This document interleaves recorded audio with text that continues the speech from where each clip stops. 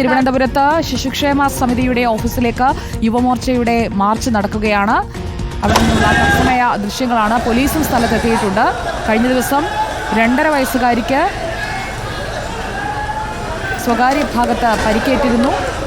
അതിനുശേഷം അവിടേക്ക് യൂത്ത് കോൺഗ്രസിന്റെ പ്രതിഷേധം നടന്നിരുന്നു. ഇന്നിപ്പോൾ ശിശുക്ഷേമ സമിതിയിലേക്ക് തിരുവനന്തപുരത്ത് യുവമോർച്ചയുടെ മാർച്ച് നടക്കുകയാണ്.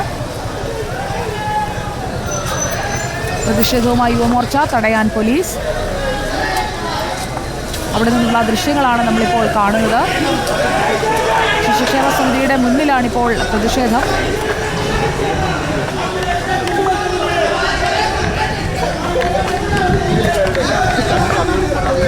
വീഡിയോ ജേർണലിസ്റ്റ് അവിടേക്ക് അടുത്തേക്ക് എത്തുന്നേ ഉള്ളൂ.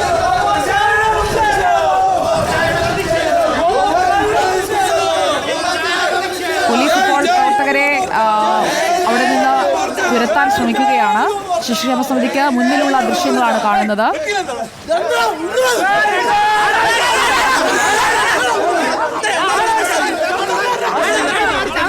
പോലീസും യുവമോർച്ചയും തമ്മിൽ ഉന്തും തള്ളുമുണ്ട്. ശിശുക്ഷേമ സമിതിയിലേക്കാണ് യുവമോർച്ച മാർച്ച് നടത്തിയത്. പോലീസ് ഓഫീസിന് മുന്നിൽ പ്രവർത്തകരെ തടഞ്ഞു. കഴിഞ്ഞ ദിവസവും വലിയ പ്രതിഷേധമാണ് ശിശുക്ഷേമ സമിതിക്ക് മുന്നിൽ ഉണ്ടായത്. റിനു ശ്രീധർ, ശിശുക്ഷേമ സമിതിക്ക് മുന്നിലേക്ക് യുവമോർച്ച പ്രതിഷേധം നടത്തുന്നത് എന്തൊക്കെ കാര്യങ്ങൾ പറഞ്ഞുകൊണ്ടാണ്?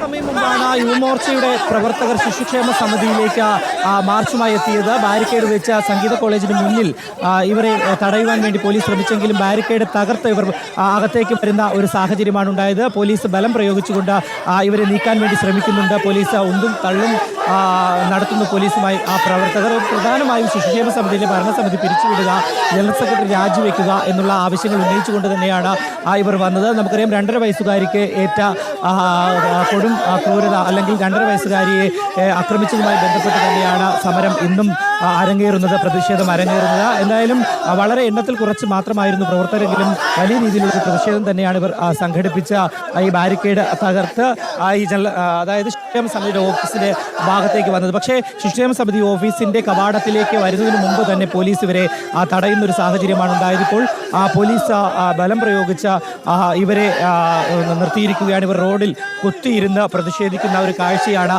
നമുക്ക് കാണാൻ കഴിയുന്നത്. കഴിഞ്ഞ ദിവസങ്ങളിലൊക്കെ തന്നെ മഹിളാ കോൺഗ്രസും അതുപോലെ തന്നെ മഹിളാ മോർച്ച ഉൾപ്പെടെയുള്ളവർ വലിയ രീതിയിലുള്ള പ്രതിഷേധവുമായി ശിശുക്ഷേമ സമിതി ഓഫീസിലേക്ക് വന്നിരുന്നു. ഇന്നിപ്പോൾ യുവമോർച്ചയുടെ നേതൃത്വത്തിലാണ് ഈ പ്രതിഷേധവുമായി എത്തിയത്. 50-ൽ താഴെ പ്രവർത്തകർ മാത്രമാണ് ഉണ്ടായിരുന്നത്. എങ്കിൽ പോലും പോലീസിന് അവരെ നിയന്ത്രിക്കുന്നതിൽ ചെറിയ ബുദ്ധിമുട്ടുണ്ടായി. ഇവർ ബാരിക്കേഡ് വെച്ച് ഇവരെ നിയന്ത്രിച്ചു, തടഞ്ഞു. എങ്കിൽ പോലും ഇവർ ബാരിക്കേഡ് മറികടന്ന് ബാരിക്കേഡിന് മുകളിലൂടെ ചാടി ഇപ്പുറത്തേക്ക് വരികയായിരുന്നു. ഇപ്പോൾ ഒരു പ്രവർത്തകന്റെ തലയ്ക്ക് ഗുരുതരമായി പരിക്കേറ്റിട്ടുണ്ട്, തല പൊട്ടിയിട്ടുണ്ട് എന്നുള്ളതാണ്.